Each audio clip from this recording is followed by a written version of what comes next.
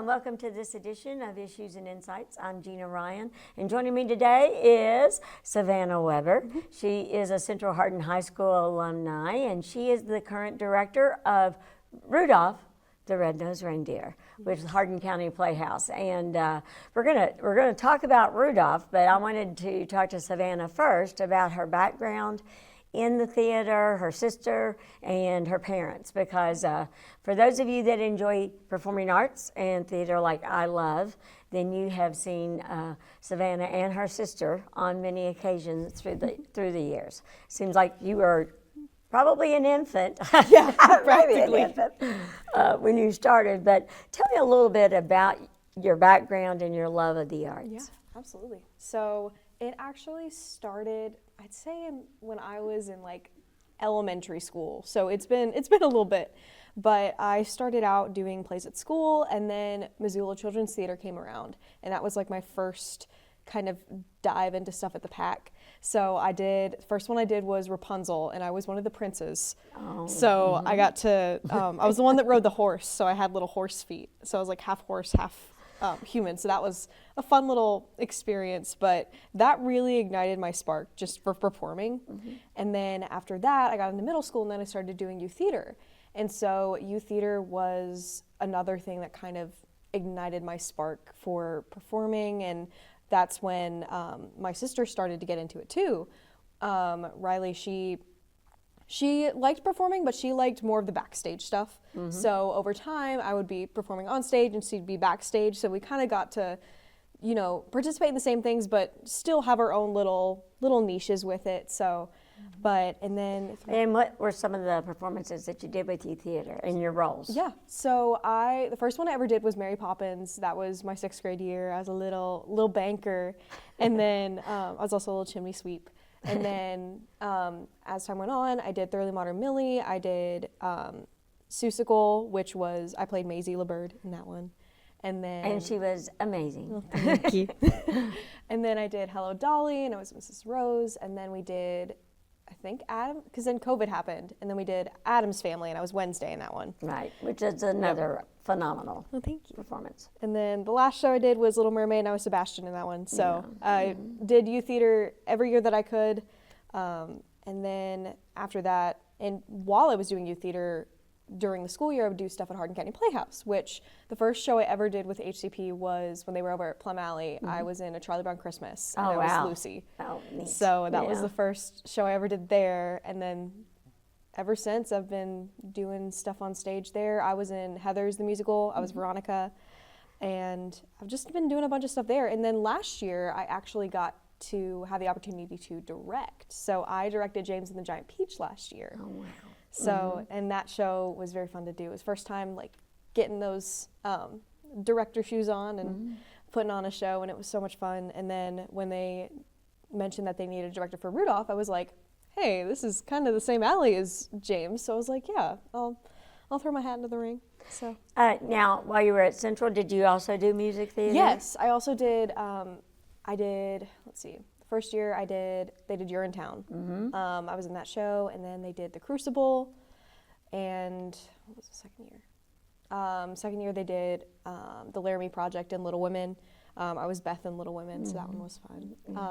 And then, let's see, and then COVID happened, and then I helped out with tech that year for I don't remember what they did that year, but I helped out with tech backstage for that one.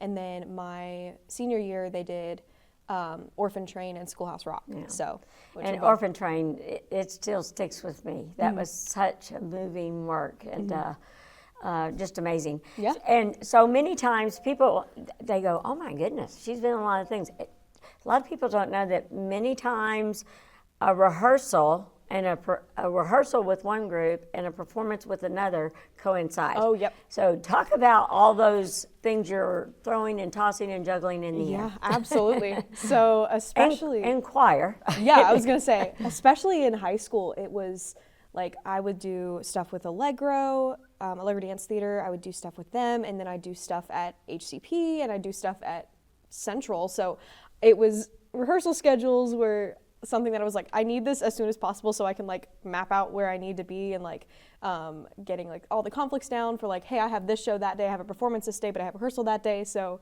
it really, in high school, I learned how to manage my schedule. And that is a big thing that I still appreciate, that I had the opportunity to kind of learn that a little younger. That way I can still be like, hey, okay, so I have this. And I still do shows that overlap. Like I've been doing a lot of shows in Louisville. Oh, wow. I did, over the summer, I did, well, in May, I did Ride the Cyclone in Highview Arts Center. And then I did All Shook Up in Clarksville Little Theater, so up in Indiana.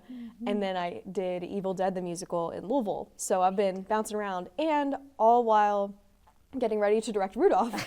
So you like staying busy, I see. yeah, I was gonna say I like staying a little busy, but yeah, it's nice not having to drive an hour back every day though. But definitely, definitely getting everything together for auditions for Rudolph. And while I literally backstage of Evil Dead, I had my laptop. And when I was off stage, I was writing up audition sides. I was making the forms, making everything. And I was like, I got downtime. So, yeah. And sometimes that does exist when you're on sets and things. Talk about Rudolph, your process, going through the auditions, and just that whole aspect of getting everything together. Absolutely. So auditions are one of, I say it's one of the hardest parts for actors and directors, but it's also one of the more like exciting parts for directors, because you never know who's going to come out. I mean, you obviously have your ideas of like people in the community that you're like, oh, they would be good for this role, but then they come in and someone new comes in and you're like, oh. So with this one especially, we had a lot of new actors that haven't been on the HCP stage or haven't performed at all. So one thing with this show is it has so many fun characters, and there was a point when I was like, do I want to go like movie accurate, because a lot of people love Rudolph. Right. Exactly. And there was a part of me that's like, there are some things that I want to be accurate, but some things I'm not afraid to like add a little twist to. So like one of the characters that I'd say is like plucked, well, two that are plucked right out of the movie are Hermie and Yukon. So Hermie, the elf that wants to be a dentist, Madden is who plays Hermie, and at auditions had that voice and had that, and I was like, yeah, that's it. Yeah. And then same thing with Yukon. Daniel Harris plays Yukon, and he like exactly like you plucked him out of that voice, that demeanor, everything. And so those two, I was like, yeah, that's my two. And then there are some that came in, like Ella Anderson, she plays Sam.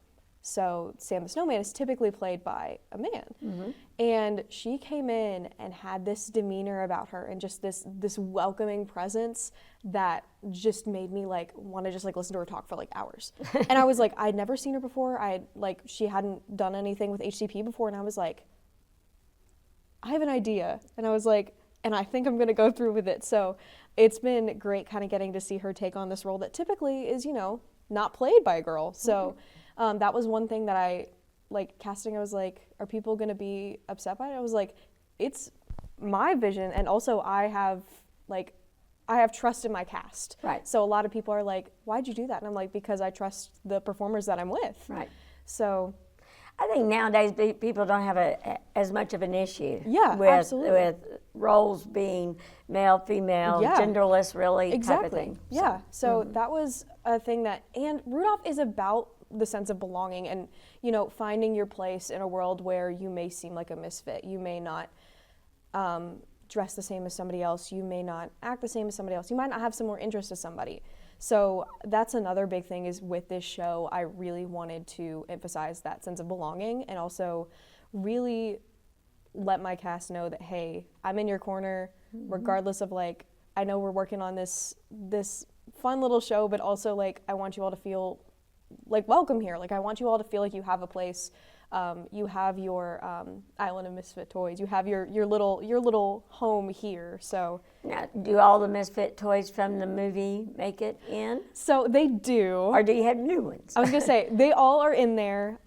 That's one thing about the show that's really fun is the costuming aspect, and a lot of the times, they are played by puppets, or they have puppets that they use. So we're actually doing the costume approach rather than the puppet approach. But this is the first production of Rudolph like in the region. So this is like the regional premiere of Rudolph. So we kind of don't have like, well, this production did this production, we can kind of make it our own. Right. So that's one thing that has been challenging, but also really fun.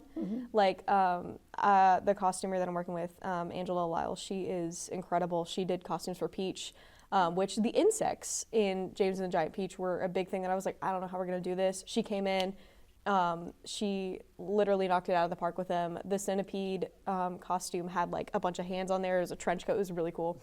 But she's been such a big help. And also with this, she's like, hey, she draws up an idea or sends me pictures. And I'm like, that's perfect. Like, especially for the Misfit toys. She was like, hey, we have this like sketch of like the plane. And I was like, and it looked like it was from the movie. And I was like, that's incredible. Yeah, definitely. So, yeah, but. How many are cast in the performance, and what's the age range where you start to the? We have a pretty big age range in the show. So we have, I believe our youngest is 10, and then it goes all the way up to, I was gonna say, I think, I'm trying to think of the age. I think up to like 40s. So, Awesome. But yeah. So we got a wide variety. Most of them are either all of our elves are younger folks, and then a couple of our leads like Rudolph and Hermie are in like, I think they're in middle school. Middle and high school, so probably. middle and high school, and then a lot of our cast is also adults, like a lot of the Misfit toys. Trying to think of who else. A lot of the reindeer are, and all of that. So, but yeah, it's nice having that mix of different age ranges, because in some shows like at Allegro, it's all kids, or it's all like, Right. kids in school. But with this, kind of seeing the older folks kind of take the younger ones under their wing is one of my favorite parts too, is because especially seeing the adults like help the elves out and like kind of like help them, guide them in the direction, because a lot of them haven't done a show before. So Right. having that, older sibling dynamic, or just having that like leader, help them really means a lot. So. Now, talk about the location of the performance and the dates and the times. Absolutely. So we are at ECTC Science Auditorium, and it's the first and second weekend of December. So it'll be right before Christmas time, and the performances in the evenings will be at 7, and then we have some matinees at 3. And you can get tickets online at Hardin County Playhouse. And you can also check out the Facebook page, Instagram for any updates on that as well. And yeah, we'd love to see everybody there. That'd be great. And those of you that are planning to come to the Elizabethtown Christmas Parade, you can watch the parade and then go on over and watch Rudolph. Exactly. Sounds like a fun time. Yeah. So that area is kind of small. Yes. So tickets will be at a priority, Yes, especially with children Yep. involved. And they're already like selling fast. Like the first week that they opened, we had over 100 tickets sold already. So That is wonderful. Yeah. That is wonderful. Now, one of the things that Hardin County Playhouse, it has a rich history, and goes back to Dr. David Colvin, and Susie Broadwater County helped out too, but over 50 years in the making. And of course, they've had new locations throughout those years, and currently they've been in the auditorium now for a few years after they had to leave Plum Alley, which was located in the State Theater. But they do have the goal of hoping to build a theater. yes. And that's something that, they probably really need some foundational types of businesses or organization to step up to get a endowment going there. But are you familiar with that part of the organization? Yes. So I know we have a plot of land that has been given to us by the city, and we are just making. We're trying to make progress on making a building there, but of course that does need funding. So one big thing is we're trying to. We're reaching out for grants and all of that as well, but having the support of the community would also help out a lot. Even if donating every little bit helps, especially like with a big community theater like that. Having that sense of community is a big part of it. So if that community helps out, even in little ways, it means a lot more than what a lot of people think. I will say this, I've seen so many productions in this area that have just not laughed my socks off. I'm just saying that it's been absolutely phenomenal. I mentioned, just in the last month, the school productions. Central Hardin did Frankenstein, and John Hardin did The Crucible, and now North Hardin High School just finished their run of Elf Jr. Allegro Dance Theater coming up to do Cinderella, and then you have the Nutcracker at the Pack, and all our high school bands. We have the orchestra that we are premiering in Hardin County Schools. Yes, That's so amazing. exciting. It is so amazing. I am so thrilled with that too. And so there are limitless options if you come to this area. Absolutely, and that's one thing is especially the youth.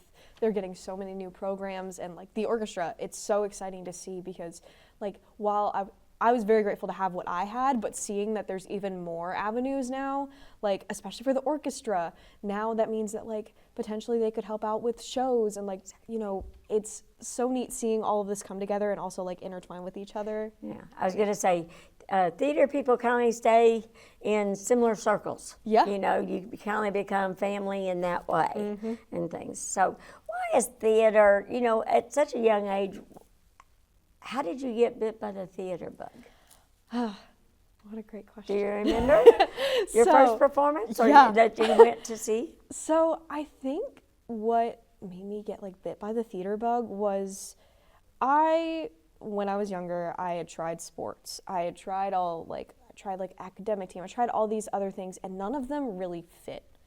But I remember when I did Missoula and I heard people like cheer me on and clapping for me, I was like, yeah, this is what fuels my fire. This is what makes me feel like I have a sense of belonging. This is what makes me feel like, I have a passion for this. So I think that sense of, hey, you can do this and it can make you happy was something that really made me want to do theater more. And like getting to, play pretend on stage, getting to have fun, getting to like, of course there is the script, but you also can like expound upon that and have fun with it. And I think that sense of freedom and creativity I hadn't gotten anywhere else. And I think that's what really kind of pushed me in that direction. How did your parents support you through all those decisions? They've been amazing. I can't even begin to like even thank them enough for how open they were to anything. If I was like, hey, I'm gonna audition for this show, and they're like, okay, yeah, what do we need to do? Like, do we need to get you there? Like, how long will you be there kind of thing? And they, for a good bit, they would come to every single performance. They would buy tickets to every single show, would come to see, and they did that from when I first started to even like a few years ago. They were still coming to every single performance.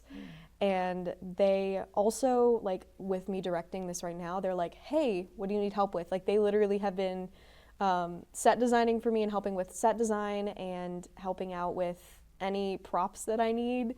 Like I was like, hey, I need to make Bumble's teeth. And they're like, I got you. And I was like, this is incredible. So I keep getting pictures of different Christmas decor, and they're like, could this work for your set? And I'm like, I'll find a place for it. So, but no, they've been incredibly supportive, and I couldn't have asked for a better team to do all of this stuff with. And they ultimately just want me to be happy, and they saw how happy theater makes me, and they're like, yeah, we'll help you out with this. So. Now, is Riley helping out too? So Riley is not. Okay. She's busy doing her own cosmetology thing.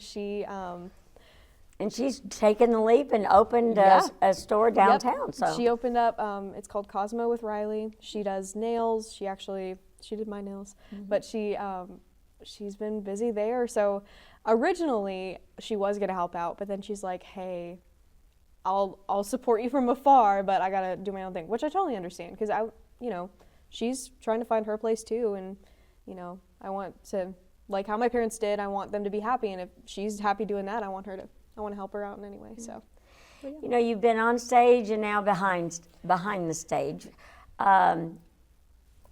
What do you like that's different about both? So one thing I like about being on stage is just kind of seeing audience reactions and getting a rise out of people, and get, like, in a good way, like, just kind of having them feel the emotions and having them feel the feelings that I want them to feel as an actor. And that's one thing that anytime I perform, if I'm like, I make someone cry, I make someone laugh, I make someone scream for some reason, I know I'm doing my job. Like, I know I want the audience to have a good time too. So if I see them laughing, I see them smiling, like, that's what drives me to do this, is to help people have a good time and also feel the feelings. So, and almost, it's kind of the same thing for directing for me too, except in a little different aspect of, like, I see something, have a vision, and I have the way I want to do it. And if people react the way that I want, like, that I want them to, or if they even react in a way that I was like, I didn't know that could be taken that way, but I love that. So I think, honestly, just having the reactions of people and the reception of people, I think, is something that's really big for me. Just because, you know, I want to make sure I'm doing my job right, and I think getting that recognition and that that reassurance that, hey, you know, you're doing the right thing, is one thing that I love about both of them. Kind of helps me realize, hey, I still got it, even after 10, 12 years of doing this. So Definitely. I would say, too, that performing at the auditorium at Elizabethtown Community and Technical College, which is the same science area that I attended when I was at HCEC. I mean, they haven't changed it much at all. Probably the same seats still, but and it's been over 40-some years. So, yeah, we're coming up on, this is our 45th class reunion. It's a smaller theater, so therefore it's a more intimate theater. And so I think that venue, if you're interested in the arts and you think that your children might be interested, this is a great way to introduce them. Because the show's not terribly long, probably. And it moves fast. They may even know the songs. Do you encourage sing-alongs or not? Well, that is one thing that actually is in the script. Is there is parts where Sam invites the cast to sing along, and by all means, if they see, like, people, like, even, like, lip syncing the words out in the audience, like, they know they're doing their job right, because they're like, oh my gosh, I know this. So they're like, you know, and even with Christmas songs, like, you get into that Christmas spirit. You're like, if you're singing along, you know you're having a good time. So I definitely, we've talked about it, because I was like, do I want people to sing? I was like, yes, have a good time. Sing the songs. Obviously, you know, respect the performers, but, you know, if you want to sing along, there will be times for sing-alongs in the show. So, especially Rudolph the Red-Nosed Reindeer, which everyone probably knows by now. So I was going to say, yes, definitely. Now, and of course you have Santa and Mrs. Claus too. Yes, yeah. So that's exciting also. The theater is on campus, so, and we'll put up a picture of how to get on and things like that. It is a little bit confusing sometimes. Yes. But people will be out there to help you out. And now you had mentioned that the tickets are going quickly. Yes. And there's a limit to each show. Yes, I was going to say, because of, you know how that space is, there aren't, and sometimes even they have to close off seats because of visibility, or like if the actors are using those seats for anything in the show. So, but tickets do sell pretty fast, and there are, like you said, limited amounts, especially with, it's open seating, so it's general admission, so you get to pick where you sit, but still, you know. You might want to get those tickets. As a mom that had a theater kid and now theater grandkiddos, I always look forward to, you know, the mini performances and things. And I've said before that we are in the midst of starting our winter holiday programming, and we're taping holiday shows all around our schools. Just finished with Veterans Day, and so when you do like 20 different veterans programs and another 30 winter-based programs, Christmas and musicals and things, there is just no way you can't not. I mean, you can easily find ways to be happy about the season. Yes, yeah, exactly. And that's one thing with this show especially, is there was a rehearsal day that I was at work, and like it just wasn't a good day, and I was kind of bummed, and then I went to rehearsal. And I kid you not, I was dancing out of that theater that night. And it was like, I needed that pick-me-up of like, the Christmas cheer and the Christmas spirit, and it was so happy to see. And not only was it like the context of the show, but the people that I was working with. That's another thing about community theater is they lift you up in the ways that you didn't know you needed. Right. So that's a big thing for me is like, especially with doing a Christmas show, is having that sense of community, which I feel like I definitely have with this cast. Definitely. And again, tell people where they can get tickets. So you can get tickets at the Hardin County Playhouse website, and the performances are the first and second weekend of December, and I'd love to see everybody there. Everybody out there. Yeah. All right. And you said, so that's December 5th, 6th, and 7th? Yes, and then the 11th through the 14th. Okay, so great way to get started with your holiday. Absolutely. Definitely, Mm-hmm. yeah. So those of you, make sure you go online, get those tickets. As someone that has attended many Hardin County Playhouse performances through the many decades, it is always a treat. It is always phenomenal to me how talented our community is. And Savannah, I think it's great that you've given your talent now to be behind the camera, our camera behind the stage. Sorry, the camera goes with me because directors are very similar to that too. And taking those reins on. And like you said, it's you get to do both. You're still doing both things. Yeah. Performing and directing. And for many of us, that's a perfect world. Yep. Okay, happy holidays, everyone, and make sure you get your tickets for Hardin County Playhouse, Rudolph the Red-Nosed Reindeer.